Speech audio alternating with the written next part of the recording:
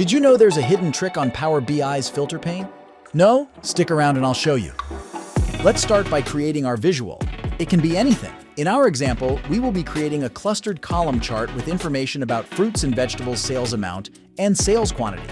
We now want to remove some fruits from our visual, let's say apples and lemons. Basic filtering is great for this. You can simply select or deselect as many products as you want, filtering the visual with ease. The problem comes when you have a big list of items with messy names and maybe even numbers. In that case, it's easier to filter those products out by using advanced filtering. However, as you can see on the screen, this function is limited to only 2 filter conditions. Or is it? Let's start over by using basic filtering again, but this time, instead of only removing apples and lemons, let's also remove tomatoes, and then switch to advanced filtering again.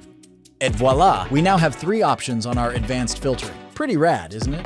Make sure to subscribe and click on the like button for more Power BI tips.